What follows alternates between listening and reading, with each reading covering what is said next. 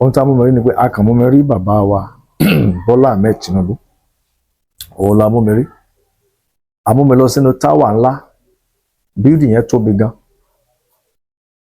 a dẹ̀ mú mi rí bàbá náà ṣùgbọ́n nǹkan tó bá jẹ́ kàyéfì ń bẹ ni pé bí mo ṣe wá bá a ṣe ń gbèràn yẹn bá a ṣe fìràn yẹn hàn mí nínú ẹ̀mí mo rí bàbá yẹn nínú táwà ńlá yẹn mo wá rí tó gbé nǹkan kan lọ́wọ́ kíní yẹn bíi gíláàsì ló ṣe rí ṣùgbọ́n nǹkan ẹlẹgẹ́ ni ó gbé kíní yẹn wà so wọ́n ní ẹlẹgẹ́ ni wọ́n ní pé ẹ mọ̀ pé kéèyàn gbé nǹkan with care pé kó má jábọ́. There will be a lot of shakings in the north and in the east. And the Lord also said to me, Almighty God said to me, he said, Lagos State should pray very well against serious violence and attacks from strange forces in the air. Lagos State, Hawaii. Money to have individual nationality like Yoruba nation, Biafra, and so on. Money, we should not rely on man. Olúwa ní sọ fún wọn ká má gbẹ́kẹ̀lé ènìyàn. Bàbá wa Sunday Igboho ni bàbá professor kìnìkan ni no Olúwa ní ká má gbẹ́kẹ̀lé ni Olúwa ní àwọn tó ń dárúkọ yẹn gan òun kàn lò wọ́n as eye opener ni pé àwọn tó ń ṣì máa lò not even them. You can get this word and try and criticize me for I don't care. Ṣùgbọ́n ìgbà tọ́rọ̀ ìbá bẹ̀rẹ̀ sí ní ṣẹlẹ̀ ẹ ó rántí àsọtẹ́lẹ̀ Nàìjíríà yóò pín mo fẹ́ fi bọ́ sórí ibẹ̀ yẹn Nàìjíríà yóò pín ẹ ó lọ ẹ ó ṣe gbá ó ṣe kìnìkan kò sígbà tí nílọ yẹn ò ní ṣẹlẹ̀ ìran tó ti sátẹ̀nì ni kò dẹ̀ sí bàbá aláyẹn tó lè yí padà ṣùgbọ́n ohun tó kàn ń ṣẹlẹ̀ ńbẹ̀ ni wípé kákàkiri sàrà Ọlọ́run ló ní àkókò yẹn lọ́wọ́ káwa fúnra wa má fọwọ́ ara wa fa nǹkan tí ọ̀run tí àpòfù ní àkókò tó yẹ kó ṣẹlẹ̀ ká má fọwọ́ ara wa fa. Olókìkí kan nínú àwọn olórin tó jẹ́ secular very young person ọkùnrin lẹni tí mò ń sọ yìí ṣùgbọ́n ilé mi ní dárúkọ ọkùnrin ni àwọn èèyàn mọ̀ gidi gan both in Nigeria and diasporas ó popular gidi gan wọ́n ní kókó fún àdúrà o wọ́n ní kókó ìṣẹ̀lẹ̀ ìjàmbá ńlá ni mo rí wájú ẹ̀ yìí pẹ̀lú ìrìn àjò kan tó fẹ́ rìn nínú ọdún náà wọ́n ní kókó fún àdúrà gidi gan kó gbàdúrà fún ìrìn àjò ọdún tí a fẹ́ mú yìí kí ẹ̀mí rẹ̀ kó lè lájà Funke Akíndélé tó ń pè ní Jennifer ní ti ẹ̀mọ́ Jennifer ṣùgbọ́n Funke Akíndélé ẹni tí mo fẹ́ sọ nìyẹn.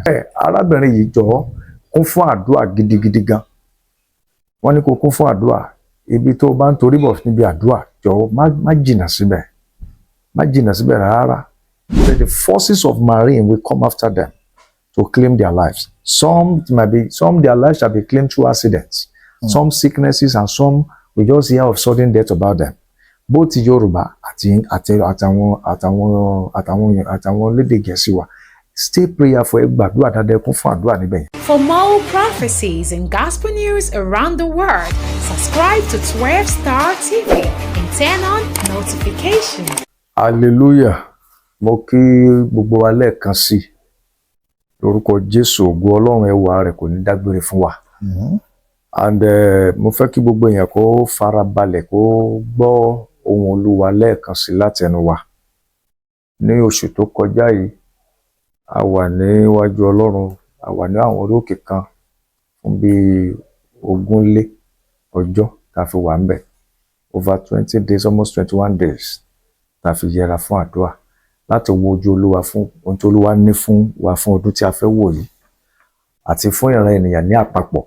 Àkọ́kọ́ mo fẹ́ sọ bí eléyìí fún gbogbo ènìyàn year 2025 ó jẹ́ ọdún Ọlọ́run ó dẹ̀ jẹ́ ọdún àwọn ọmọ rẹ̀.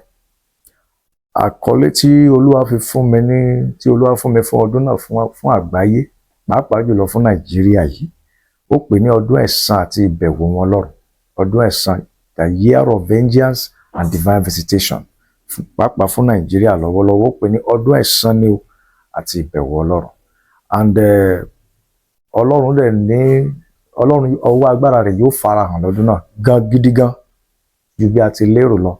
Year 2024 agbé Ọlọ́run ga fún ìrìn àjò náà and adẹ̀dúpẹ́ fún bí tó bá wá dé. And year 2025 kí gbogbo ènìyàn kó gbọ́ mi pàápàá gbogbo ìlú ará Nàìjíríà àti àwọn tó jẹ́ àwọn tiwa tó wà lókè òkun gbogbo ní àgbáyé. 2025 is your year, is our year. Divine visitation, number one. Number two, vengeance of God is coming on all the wicked people that are against your life. Torí náà, àdúrà wa yóò gbà lórúkọ Jésù. Inú mi dùn gan olóòtú fún ìbéèrè yẹn, pàápàá jùlọ fún àwọn nǹkan tí ẹ sọ yẹn. Mo fẹ́ bẹ̀rẹ̀ pẹ̀lú entertainment industry, ohun Olúwa fún entertainment industry. Mo dẹ̀ fẹ́ kí gbogbo èèyàn kó gbọ́ mi, mo dẹ̀ fẹ́ sọ bí eléyìí. Gbogbo ẹ̀yin tí bóyá àwọn tí màá sọ pé bóyá ìṣùgbéwọ̀ ní àbọ̀ gbéṣùwọ̀ ni o àbí bákanbàkan tó jẹ́ pé mission wọn kan máa bú ránṣẹ́ Ọlọ́run lórí social media. Ó sì ń bẹ̀ nígbà tá a wà níwájú Olúwa. Ẹni tó bá dẹ̀ wá sọ ohun tó Olúwa ò bá wí, ẹ fílẹ̀ kó kò wọn àtọlọ́run. A ó rí alẹ́ o yóò gbàdájọ́ ẹ̀ ń bò bá yá.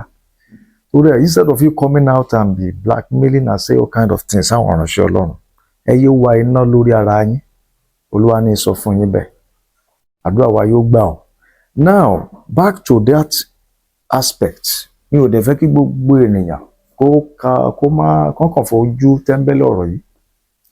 Entertainment industry, ọ̀pọ̀lọpọ̀ àwọn kan la mú wa rí. Torí ẹlòmíì ìwọ tó lè fi inú ẹ̀ ṣeré tó máa sọ pé ẹlòmíì aago 9 tó lù báyìí láàárọ̀ kùtùkùtù báyìí a ti wá tíì búrẹ́dì a ti fi yọnu ná. Àánú nǹkan fi yẹn ṣe light food ni. Wọ́n ṣe máa jẹ normal food. O lè fi máa wẹ́ tẹ́ pé kò sí kankan ó dẹ̀ wà wájú Ọlọ́run bẹ́ẹ̀. Báwo ni o ṣe ní rí ìfarahàn ọ̀run? Tó bá wá kọ́mọ àti pé Olúwa sọ pé ẹ̀gbọ́n tó fẹ́ sọ náà kẹ́ tó máa judge ẹ̀. Tell them to stay prayerful and careful about their presentation, about their acting presentation, to avoid attacks from the marine world. You need to avoid attacks from the marine world. Gẹ́gẹ́ bí ohun tí a mú mi rí nínú ẹ̀mí àti ohun tó Olúwa bá mi sọ nínú àdúrà náà ni pé ó ní the marine forces will come after them. The marine forces will come after them. That there are some of them who had allegiance or a kind of covenant with them, and what they had vowed to be doing part time, some of them refused to be. At least some of them have stopped to be doing them, and because of that, they said the forces of marine will come after them to claim their lives. Some their lives shall be claimed through accidents, some sicknesses, and some we just hear of sudden death about them. Both Yoruba àtàwọn lédè Gẹ̀ẹ́sì wa, stay prayerful, gbàdúrà dáadáa kún fún àdúrà níbẹ̀ yẹn. Tàbá ẹnikẹ́ni nínú tó lọ́wọ́ náà májẹ̀mú kan tó lè jẹ́ pé ó ní ìdíyelé tó yẹ kó máa san tó san lọ́wọ́ nǹkan kan ṣe o, bóyá kó o tọ̀ àwa ìránṣẹ́ Ọlọ́run lọ tó bá mọ̀ pé o ò fẹ́ ṣe irú nǹkan bẹ́ẹ̀ torí nǹkan bẹ́ẹ̀ gan ò dáa, all because o bá fèmù lọ́bẹ̀, fèmù yẹn dé, owó yẹn dé, o bówó lọ́bẹ̀, owó dé, o bá gbogbo àwọn nǹkan yẹn dé tán, o gbàgbé májẹ̀mú tó dá. Àkọ́kọ́ tí Ọlọ́run fi hàn mẹ́ni yẹn wípé many of them will go, many things will happen, we'll be hearing lot of accidents, ẹlòmíì nǹkan kan tí ẹ̀ ní ṣe wọ́n ní ṣe bọ́n ṣe rí lánàá ní ṣò ó dẹ̀dẹ̀ ní wá ló ti kú. Torí náà mo rí kíní amúmẹ́rí nínú ẹ̀mí pé kíní yóò farahàn gan, yóò pọ̀ ní àárín wọn, bó ti Yorùbá àti olórí òyìnbó. And ẹnìkan dẹ̀ wà, mo jẹ́ ẹnìkan tẹ́ pé mi ò fẹ́ dárúkọ ṣùgbọ́n màá dárúkọ ẹni yìí so that kẹ́niyẹn náà kó gbégbèsè. Mi ò sọ eléyìí pé bóyá mo fi ń wá fame, ohun tí n máa jẹ Ọlọ́run ti fún mi kò dẹ̀ kọjá mi, ṣùgbọ́n mò ń sọ eléyìí ọ̀ràn because bóyá kẹ́niyẹn wá nọ́mbà mi kó lè pè mí. I'm not saying because of that, but I'm saying this so that ẹniyẹn kó lè gbàdúrà. Funke Akíndélé tó ń pè ní Jennifer, mi ti ẹ̀ mọ̀ Jennifer ṣùgbọ́n Funke Akíndélé ẹni tí mo fẹ́ sọ nìyẹn, slip of tongue nìyẹn. Torí ẹ̀ arábìnrin yìí jọ̀ọ́ kún fún àdúrà gidigidi gan. Wọ́n ní kó kún fún àdúrà, ibi tó bá ń torí bọ̀ níbi àdúrà jọ̀ọ́ má jìnnà síbẹ̀, má jìnnà síbẹ̀ rárá. Kún fún àdúrà ní year 2025 yìí kí ẹ̀mí rẹ lè lájà. Mi ò sọ eléyìí láti fi bú ọ, mi ò sọ eléyìí láti máa fi owó ẹ̀ ńlẹ̀ sí lórí social media. Mo sọ eléyìí gẹ́gẹ́ bí ohun Olúwa tá a rán mi sí ọ.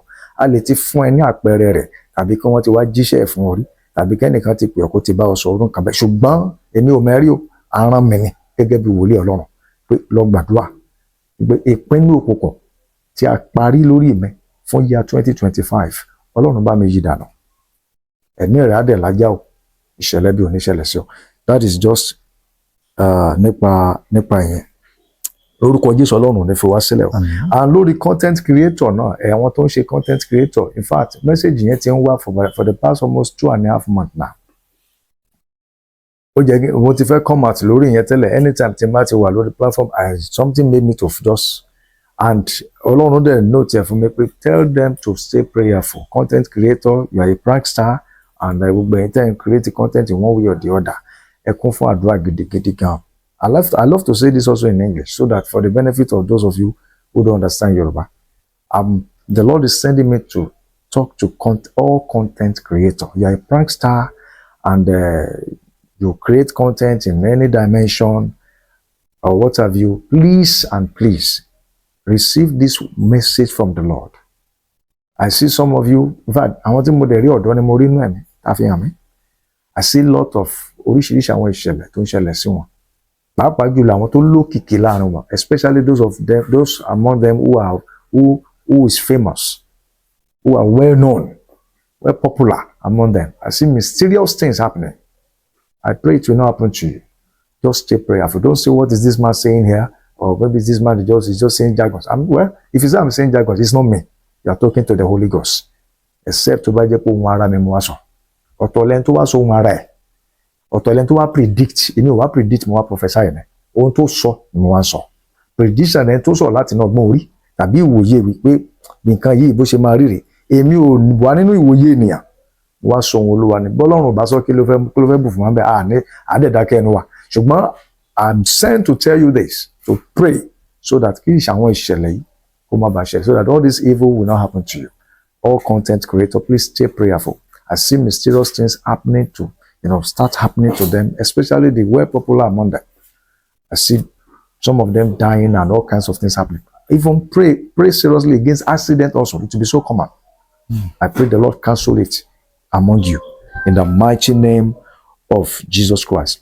One more also, I want to talk about in my prayer then also, I saw an elderly musician.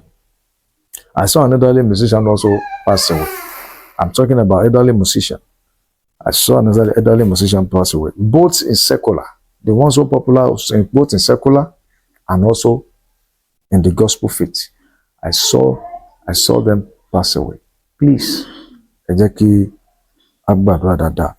also there's a message for all gospel singers. All gospel singers. The Lord said, shaft. Only shaft shall be separated from the wheat. Only outside èdè tó ló wá pè fún mi nìyẹn nígbà tí à ń bá mi sọ̀rọ̀ lórí gbogbo àwọn gospel singers. Ó ní a ó ṣa ipò kúrò ní àárín àwọn àlìkámà. Ó ní ọ̀pọ̀lọpọ̀ wọn, ó ní ojú yóò ti ọ̀pọ̀lọpọ̀ wọn, òun yóò yẹ̀yẹ́ ọ̀pọ̀lọpọ̀ wọn tí wọn ò bá jáwọ́ nínú àwọn nǹkan ìbàjẹ́ tí wọ́n ṣe ní ìkọ̀kọ̀ tí wọ́n bá padà sọ́dọ̀ òun Ọlọ́run. Ó ní wọ́n forúkọ òun Ọlọ́run wọ́n ní wọ́n buyì fún orúkọ òun níta. Ó ní ṣùgbọ́n ní ìkọ̀kọ̀ wọ́n tọwọ́ bọ oríṣiríṣi. Olúwa rán mi sí yín, ó ní kẹ́ yí padà. Ẹ máa pariwo Jésù, ẹ máa kọrin ṣe gbogbo ẹ̀. Ẹ fi máa pawó sápò, ṣùgbọ́n ìkọ̀kọ̀ yín, Olúwa náà ọ̀pọ̀lọpọ̀ yín tọwọ́ bọ ohun tí ò mọ́. I know some of you will come out and say, what is this man is saying here? Arán mi ni, ẹni tí a bá sì rán, òun la fún lórí ọ̀fẹ́ láti sọ̀rọ̀. Má jẹ̀mú dẹ̀ tẹ̀lé ọ̀rọ̀ tí mo dẹ̀ sọ yẹn. Torí náà ẹ jọ̀wọ́, ẹ jẹ́ ká yí padà. Ẹ jẹ́ ká yí padà. Ó ní àìjẹ́ bẹ́ẹ̀, ó ní some of them will be put to shame. Ó ní I myself will disgrace them. I will open up and expose their secrets. Bẹ́ẹ̀ ni Olúwa Ọlọ́run àwọn ọmọ ogun wí nípa àwọn yẹn. The Lord bless you. Olókìkí kan nínú àwọn olórin tó jẹ́ secular, very young person. Ọkùnrin lẹni tí mò ń sọ yìí. Ṣùgbọ́n ilé mi ní dárúkọ. Ọkùnrin ni. Àwọn èèyàn mọ̀ gidi gan. Both in Nigeria and diasporas. Ó popular gidi gan. Wọ́n ní kókó fún àdúrà o. Wọ́n ní kókó ìṣẹ̀lẹ̀ ìjàmbá ńlá ni mo rí wájú ẹ̀ yìí. Pẹ̀lú ìrìn àjò kan tó fẹ́ rìn nínú ọdún náà. Wọ́n ní kókó fún àdúrà gidi gan. Kó gbàdúrà fún ìrìn àjò ọdún tí a fẹ́ mú yìí. Kí ẹ̀mí rẹ̀ kó lè lájà. Amúmẹ́rí ìran kan. Inú ilé gan mo ti rí eléyìí kì í ṣe lórí òkè tí mo lọ. Mo ṣẹ̀dé láti orí òkè ní ọjọ́ yẹn, mo kàn jókòó sórí chair mi lẹ́gbẹ̀ẹ́ bed mi bedroom. Mo kàn ṣàṣàrò ní all of a sudden mo were cut off in the spirit realm. I was caught up in the spirit realm and I saw something. Ohun tí a mú mi rí ni pé a kàn mú mi rí bàbá wa Bọ́lá Ahmed Tinubu. òun la mú mi rí amú mi lọ sínú táwà ńlá bíldì yẹn tóbi gan àdẹ̀mú mi rí bàbá náà ṣùgbọ́n nǹkan tó bá jẹ́ kàyéfì ń bẹ ni pé bí mo ṣe wá bí a ṣe ń gbèràn yẹn bá ṣe fìràn yẹn hàn mí nínú ẹ̀mí mo rí bàbá yẹn nínú táwà ńlá yẹn mo wá rí tó gbé nǹkan kan lọ́wọ́ kíní yẹn bí gíláàsì ló ṣe rí ṣùgbọ́n nǹkan ẹlẹgẹ́ ni ó gbé kíní yẹn wà so wọ́n ní ẹlẹgẹ́ ni wọ́n ní pé ẹ mọ̀ pé kéèyàn gbé nǹkan with care pé kó má jábọ́ mo wá rí pé bàbá yẹn ń bọ̀ nítòsí ibi tí mo dó sí torí inú ẹ̀mí ni mo wà amúmẹ́rìnrà ni bàbá yẹn wá gbé kíní yẹn lọ́wọ́ yẹn bàbá Bọ́lá Ahmed Tinubu ó gbé kíní yẹn lọ́wọ́ ó wá ara ń lọ bó ṣe ń lọ yẹn mo wá rí pé ó tẹjú mọ́ kíní yẹn gan ó fún ní attention gidi gan focus tó le gan ló fún kíní yẹn pé kí kíní yẹn má bàa gbé kó má miss step òun kó dẹ̀ má kí kíní ẹ̀dẹ̀kẹ̀ kó má jábọ́ ṣùgbọ́n mo rí pé bó ṣe ń lọ at a time kó tó débi ẹnu ọ̀nà ibi tó ti máa gbà jáde mo rí pé gbogbo bídì yẹn wá mì ó mì gan jẹ́ pé èmi gan nínú ẹ̀mí yẹn mo rí ara mi níbi kan tẹ́lẹ̀ ṣe mo sá jìnnàjìnnà mo wá ń wò lọ́ọ̀kan pé tí bídì bá tiẹ̀ máa mẹ̀ kó bá máa wó kó má lọ wó kí má lọ wà mẹ́ mímì yẹn mì gidigidi gan bídì yẹn mì bí ẹni pé ó fẹ́ wó bó ṣe ń mì tó ti gbogbo cracking yẹn ṣe tó ń move tó ń ṣe gbogbo ẹ̀ tó bàbá yẹn wò ó tẹjú mọ́ kíní tó gbé lọ́wọ́ yẹn ìyẹn mo wá wọ́ndà pé kíní wà so precious tó yìí tí bàbá yìí tó gbé lọ́wọ́ tó sò wà kí ẹ̀rìn nípa yìí tí ò tiẹ̀ wò pé tí kíní bá lọ wó nǹkan ó lè wò pa ọ́ kíní yẹn mì títí tó fi jáde kó mẹ́ aká ìran yẹn kó lójú mi wọ́n gbàdúrà mo ní owó tún ní eléyìí o olúwa ní ohun tó bídìn tó ń wò yẹn òun ní Nàìjíríà wípé bí bàbá yìí ò bá kún fún àdúrà èmi ò ṣe wòlíì tó máa kọ̀ndẹ́mù pé olúwa ò fi síbẹ̀ olúwa ṣe gbá nà èmi ò ń ṣe irú yẹn ṣùgbọ́n Nàìjíríà lolúwa pé bídìn tó ń mì bí ẹni kó fẹ́ wò yìí ó ní àkókò ìjọba rẹ̀ ó ní yóò mì ní throughout ó ní ìjọba tó ń ṣàdarí ẹ̀ ó ní ìyẹn ló wà sókè ẹ̀rìn nípa ẹ̀ ló gbé lọ́wọ́ yẹn pé òun ò fẹ́ kí ìjọba yìí bọ́ lọ́wọ́ àgbà tó ń bá lo ATS òun pé àgbà tó ń bá rí pé òun ṣe ó ní ìyẹn ló wà so fòkọ̀sì lé lórí ó ní kò wo pé orílẹ̀-èdè tó ń ṣàkóso lé lórí bó ṣe mì gbogbo èèyàn gbọ́ àfihàn mẹ́rin mo dẹ̀ fẹ́ sọ bí eléyìí pé gẹ́gẹ́ bí olóye ènìyàn àwọn pásítọ̀ mi àbí wòlíì mi á sọ pé ẹ wo làdúrà àwọn Prophetic kan sọ pé wọ́n pray lóòótọ́ there are steps to take there are many steps to take but gẹ́gẹ́ bí àwa a ò fún wa lórí ọ̀fẹ́ àti lọ́bẹ̀ láti gbé àwọn ìgbésẹ̀ yẹn tiwa ní pé láti gbàdúrà fún wọn tiwa ní pé láti gbàdúrà fún wọn tọ́lọ́run ní pé láti mú wọn kán ṣe ohun tó yẹ kán ṣe but the place of prayer can never ever be underestimated tí nǹkan bá máa dà láyé yìí o pàápàá ní orílẹ̀-èdè táwa yìí even gan ayé ènìyàn personally individually gan tí nǹkan bá máa dà prayer can never ever be underestimated torí tiwa ní pé láti gbàdúrà fún bàbá tó wà mẹ́rin tàbá kan sọ́dọ̀ láìpẹ́ this and this ká máa crucify ẹ̀ ká máa blackmail ẹ̀ kò ṣe anything lọ́rọ̀ tó wà nílẹ̀ yìí Olúwa rán mi sí yín bàbá Olúwa rán mi sí yín ní gbogbo Nàìjíríà la fi ọ̀rọ̀ yìí wé ó pé orílẹ̀-èdè yóò mì ó dẹ̀ mì lóòótọ́ lọ́wọ́lọ́wọ́ báyìí pẹ̀lú gbogbo ohun tó ń ṣẹlẹ̀ bag of rice gbogbo ẹ̀ ní pẹ̀lú economic tó ṣe kò sẹ́ni tí ò mọ bó ṣe rí ó mì gan lọ́wọ́lọ́wọ́ torí mo rí pé kíní yẹn mi pé ó fẹ́ yalu rẹ̀ ni ṣùgbọ́n títí ó fi bọ́ta lẹ́nu ọ̀nà yẹn eléyìí ò wò ìyẹn ló jẹ́ kàyéfì sí mi eléyìí ò wò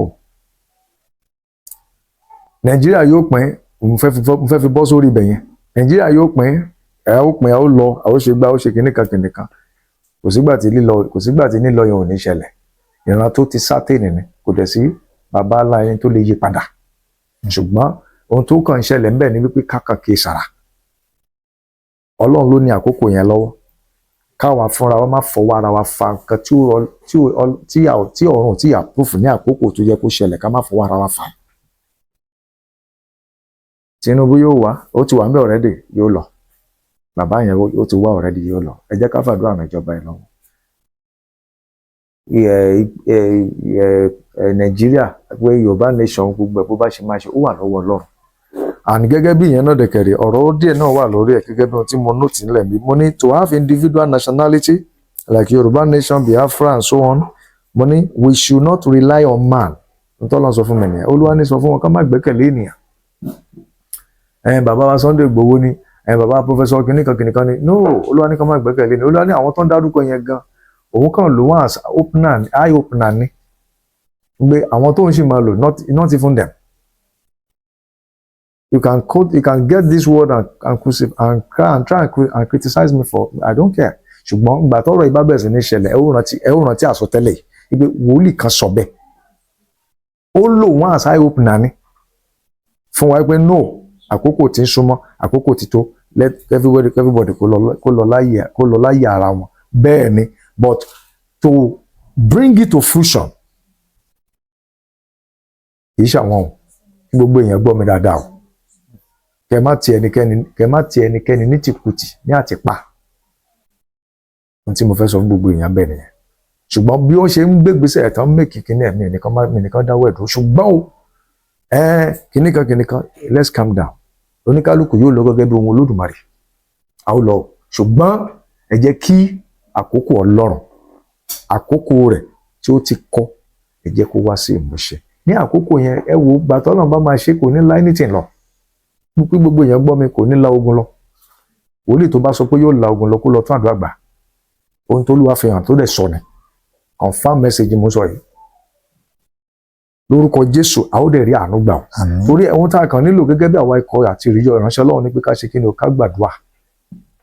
Ká gbàdúrà. Ìyẹn ló fẹ́ mú mi bọ́ sí ìpele yìí kó tó di pé olóòtú máa tún wọlé wá. Bí nǹkan bí oṣù bíi díẹ̀ sẹ́yìn Ọlọ́run fún mi mẹ́sẹ̀jì kan fún Amẹ́ríkà tí a dẹ̀ sọ nípa ti Donald Trump tó jẹ́ ààrẹ wọn lọ́wọ́lọ́wọ́. Ọlọ́run fún mi mẹ́sẹ̀jì fún wọn a dẹ̀ sọ nípa ẹ̀. Mo ní ká kó fàdúrà lórí ìránṣẹ́ yìí. Mo ní ká gbàdúrà o. Mo ní so that ẹni tó ní good mind tó ń gbé bọ̀. Mo ní mo rí ìmọ̀ mo ṣe pèdè yẹn nínú mẹ́sẹ̀jì yẹn. Beast. Pé I saw a beast sitting on the throne of leadership of America.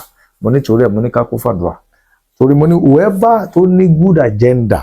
Mo ní if this beast is not chased away from the seat of leadership, from the seat of power, mo ní kíní yẹn kò ní jẹ́ kẹ́ni yẹn oríṣẹ́ ṣe. Mo ní kò ní jẹ́ oríṣẹ́ ṣe. Dó lẹ́yìn yẹn àwọn Amẹ́ríkà wọ́n pè mí, àwọn ọ̀pọ̀lọpọ̀ àwọn èèyàn pè mí láti bẹ̀. Ẹ̀sà àwọn tẹ́ sọ wọ́n ti rí fìrìfìrì ẹ̀ o kìíní kan. Mo ní náà ẹ̀ tí ì rí fìrìfìrì àdúrà ní ká gbà. Presently náà mo ti gbé àwọn àdúrà kan kalẹ̀ tó ní ṣe pẹ̀lú àwọn tó wà lọ́hùn, pẹ̀lú àwọn kan àwọn tó wà ní UK. Àjọ máa intercede Monday Tuesday táwọn intercede lórí ẹ̀. Ayọ̀ wa kọ́ ni pé kí Olúwa sọ pé nǹkan báyìí fún ibi fẹ́ ṣẹlẹ̀ kó wá máa ṣẹlẹ̀. Àfi tọ́lọ́run bá ti èyí tá a bá ti kọ pé no kò sóhun tá ó ṣe sí. Ṣùgbọ́n àwọn kan wà tẹ́ pé Ọlọ́run fi hàn pé ká gbàdúrà ká yí dànù. Ṣùgbọ́n ayọ̀ ọ̀pọ̀lọpọ̀ àwọn wòlíì ní pé bọ́n yẹ sọ yẹn ó gbúdọ̀ ṣẹlẹ̀ so that tó bá ti ṣẹlẹ̀ people can know me that I'm a worldwide or I'm a global prophet. Àwọn kankan wà tẹ́ pé àdúrà ò lè yí dànù bó ti wù kéèyàn gbàdúrà. Àwọn kankan wà tẹ́ pé Ọlọ́run fi hàn ká dìde as intercessor. Prophets are intercessors. Prophets are intercessors. Tó máa ń pè yẹn ní wòlíì. Ó jẹ́ ẹni tí yẹ pé ó máa ń dúró lágbede méjì láti ké pe Ọlọ́run lórí ayé àwọn èèyàn ni. Wọ́n tó ń pè wòlíì nìyẹn. Kì í kàn ṣe pé kákan ríran nìkan ló ń pè wòlíì. No, bó o rí ìgbésẹ̀ wo ló gbé. Èmi wà gan yóò ná ní owó ara ẹ̀ tó fi gbé ìgbésẹ̀ yẹn kí nǹkan yẹn kó má bàa ṣẹlẹ̀. Àwọn kan mìíràn wà sí pé no matter how you intercede ó sì máa wá ṣẹlẹ̀ torí Ọlọ́run ló ní déédéé lọ́wọ́. Ohun tó bá ti sọ pé no náà ni. Ṣùgbọ́n àwa kan máa gbìyànjú ni to stop some things in the spiritual realm. Torí ẹ̀mí àtàwọn kan ní ìsà àtijọ́ ń gbàdúrà yẹn both in the diaspora fẹ́ gbàjọ́ máa ń ṣe prayer ní Monday and Tuesday àjọ máa ń gbàdúrà yẹn. Torí náà ìyẹn wà bẹ́ẹ̀ and fìrífìrí ẹ̀ ó sì máa fara hàn gan. Pẹ̀lú àdúrà tá à ń gbà mo gbọ́ Ọlọ́run gbọ́ pé ìyanu Ọlọ́run yóò ṣẹlẹ̀. Ẹ má gbàgbé Ọlọ́run sọ̀rọ̀ nípa economic situation of that country of America and things like that. Adẹ̀sọ̀rọ̀ nípa migration pé people be migrating due to inconvenient or uncomfortable tó ní ṣe pẹ̀lú leadership wọn àbí governance wọn. Torí we have been praying about it and we believe that God will surely intervene. Àdúrà wa yóò gbà lórúkọ Jésù Kristi. Ní bóyá bí oṣù bíi méjì sẹ́yìn mo sọ nínú platform yẹn mo sọ fún wa mo ní Ọlọ́run mo ní ká gbàdúrà gidi gan lórí ìkún omi, mo ní pàápàá fún sáà tí ọdún tó ń bọ̀ yìí, and the message yẹn tún wá lẹ́ẹ̀kan sí nínú àdúrà pé ká pray gidi gan lórí ìkún omi, and ìgbà tí ó wà níbi tí mo kọ́ lẹ̀ ń bí mo ní ká pray gidi gan lórí ìkún omi, mo ní pray against overflowing flood that will destroy lives and properties beyond what we have seen before, ju àwọn nǹkan tá a ti ń rí tó ti ń ṣẹlẹ̀ tẹ́lẹ̀. Eléyìí yóò ṣẹlẹ̀ tó yẹ pé yóò milẹ̀ pé ìwúrò èwo tún lélẹ́yìí tó tún ń ṣẹlẹ̀ yìí. Olúwa ní ká gbàdúrà lórí ẹ̀. Olúwa bá ní ká gbàdúrà ká gbàdúrà. Tó fìrífìrí ẹ̀ yóò farahàn, kò sọ́gbẹ́, ṣùgbọ́n yóò kápá ẹ̀ dé àwọn ibì kan. Bọ̀ má gbàdúrà rárá ìyẹn ni ò dáa. Torí ẹ̀ for that year, Olúwa ní ká gbàdúrà sódà káwọn ìṣẹ̀lẹ̀ bẹ́ẹ̀ kó má bàa ṣẹlẹ̀. And another thing tó tún wà ń bẹ̀ ni pé nínú àwọn nǹkan tí mo fẹ́ sọ lẹ́ẹ̀kan, many fraudulent acts by the perpetrators shall be exposed. I'm talking about the government of the day. Wọ́n tú àṣírí ara wọn gan. I'm talking about government of the day tó wà ń bẹ̀ lọ́wọ́lọ́wọ́. Wọ́n tú àṣírí ara wọn gan. Ìwé àṣírí ṣẹ̀ bẹ̀rẹ̀ sí ní tú ni o. A ò tí ì rí nǹkan kan. Wọ́n tú àṣírí ara wọn gan. Tó dẹ̀ jẹ́ pé wọ́n á máa gbéra wọn lọ sílé ẹjọ́. Kì í ṣe yẹn nìkan. Wọ́n á máa gbéra wọn sátìmọ́lé. And kí gbogbo èèyàn dẹ̀ gbọ́ ilé mẹ́sẹ̀jì yẹn lè pa ọ́ lẹ́rìn, ó lè rí bákan. Government of the day táwọn wò bíi weakling government yìí yóò gbé àwọn ìgbésẹ̀ kan lọ́dún tá a fẹ́ mú iná. Tó jẹ́ pé gbogbo àwọn tó jẹ́ pé wọ́n jọ tó dàbí ẹni pé àwọn labẹnugọ, àwọn ni wọ́n jẹ́ agbátẹrù fún ìjọba tó wà ńbẹ̀. Ẹ̀rí àwọn nǹkan tó máa ṣẹlẹ̀ bíi pé ọwọ́ pàrọwọ́, bíi pé ọwọ́ Ọlọ́run ó farahàn láàrin yẹn. Tó jẹ́ pé àwọn àṣírí kan yóò máa tú, àwọn kan tá a fi sí ipò àwòrán lóye. Mo sọ níbi mo sọ platform mi kan, mo ní àwọn kan tá a fi sí ipò, mo ní àwòrán wọn lóye. Àwọn àṣírí kọ̀ọ̀kan kan nípa àwọn èèyàn, nípa ara wọn yóò máa tú. Mo ní there shall be rumors of wars and untold political crises all over the world. There shall be rumors of wars and untold political crises all over the world. Ilé máa common gan nínú ọdún yẹn gan. 2025, 2026, 2027. Ọdún mẹ́ta yẹn yóò mì fáwọn kan tá à ń sọ yìí. Lóòótọ́ tabadẹ̀ náà ara ìfarahàn bíbọ̀ Jésù Kristi ni, ara ìfarahàn àwọn àmì ìgbẹ̀yìn ayé ni. Ṣùgbọ́n yóò milẹ̀ gan ní 2025 yìí, 2026 and 2027. Yes, there shall be rumors of wars and untold political crises all over the world. Lórúkọ Jésù, àdúrà wa yóò gbalẹ̀. Mo dẹ̀ fẹ́ sọ lè dá bákan náà, ó jẹ́ mẹ́sẹ̀jì kan tí mi ò rántí sọ ń bí nípa ti bàbá wa Donald Trump. Let's be praying for the man. Lóòótọ́ àwa ń gbàdúrà, àwa tí mo ti dẹ́gbẹ́ yẹn lẹ̀ tá a ti ń ṣe prayer. Others also should also pray because mo rí pé ìjọba rẹ̀ yẹn yóò mì tó bá dé sáà kan. Ìjọba yẹn á mì bí ẹni pé wọ́n fẹ́ dìtẹ̀ kan yọ. Bẹ́ẹ̀ ni yóò mì gan, ká gbàdúrà fún. Torí ẹ̀ bí ọ̀rọ̀ yẹn bí ó ṣe rí nìyẹn sá. Wọ́n ní there will be a lot of shakings in the north. Okay. There will be a lot of shakings in the north and in the east. And the Lord also said to me, Almighty God said to me, he said, Lagos State should pray very well against serious violence and attacks from strange forces in the year. Lagos State, only Lagos State should pray against serious violence and attacks from strange forces in the year 2025. There will be a lot of shakings in the north and a lot of shakings in the east. Kí má bàa gbàgbé, lórúkọ Jésù, ọkàn wa yóò balẹ̀. Amen. Àdúrà wa yóò sì gbà. Olókìkí ìránṣẹ́ Ọlọ́run kan tó jẹ́ gbajúgbajà. Ó yẹ kí n sọ kínní ni olókìkí ìránṣẹ́ Ọlọ́run ni o. Tó jẹ́ gbajúgbajà tó dẹ̀ jẹ́ pé òun lè abẹnugan olú iṣẹ́ ìránṣẹ́ tí a mọ̀ gan ní orílẹ̀-èdè yìí. Àánú sọ̀rọ̀ máa pèdè yẹn báyìí pé kí àánú kó sọ̀rọ̀ lórí wọn. Ṣùgbọ́n ohun tí mo rí ń bẹ̀ ni wípé mo kàn rí pé wọ́n kàn kọ síbẹ̀ pé bye bye. Ohun tí mo kàn rí nìyẹn. Ohun tí mo rí tán kọ sí yẹn pé bye bye. Àdúrà mi ni pé káàánú sì sọ̀rọ̀ lórí bàbá yẹn. Ìwọ tó bá jẹ́ fẹ́ Ọlọ́run, kò sí wàhálà, kò sí ohun tá a lè ṣe for year 2025. The Lord bless you. And lákòótán ọ̀rọ̀ ìyànjú mi fún gbogbo ènìyàn, instead of criticizing and saying all kinds of things, tó o bá farabalẹ̀ kó gbọ́ ọ̀rọ̀ yìí. Number one. Number two, try to learn one or two things from it.